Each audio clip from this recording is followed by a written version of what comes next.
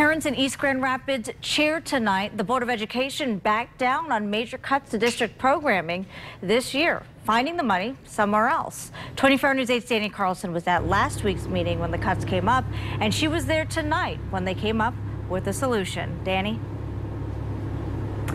Yeah, you know what, Marley, after dozens of angry parents called and wrote and showed up here to the board meeting, the East Grand Rapids Board of Education decided to back down and find money for cuts elsewhere. The clapping and cheering lasted a solid 15 seconds. After the East Grand Rapids Board of Education announced that they were saving elementary school foreign language, music, gym, and art every day instead of a couple of times a week. The cost, $260,000, the same amount of money the community raised for the district this past year from the East EGR Now campaign.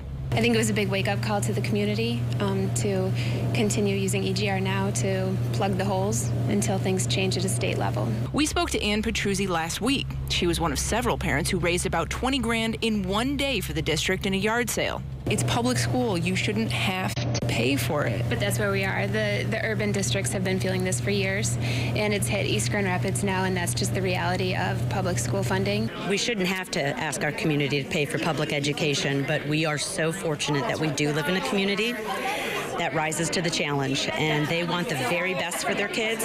They're going to respond. And the board did decide to cut the middle school intervention specialist. A total of 4 teachers will be getting layoff notices tomorrow. The district will use about $63,000 from its reserves, and the administration took a 2% pay cut across the board. For the superintendent, that will mean about $3,600 less next school year. I think it shows that they're all in, that this is a community that's working together to find solutions.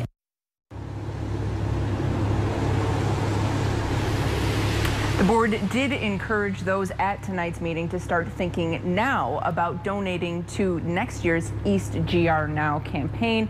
Next year, they do anticipate another about $300,000 shortfall. In East Grand Rapids tonight, Danny Carlson, 24-Hour News 8. All right, Danny, at least some relieved parents for now out there. Thank you for that live report.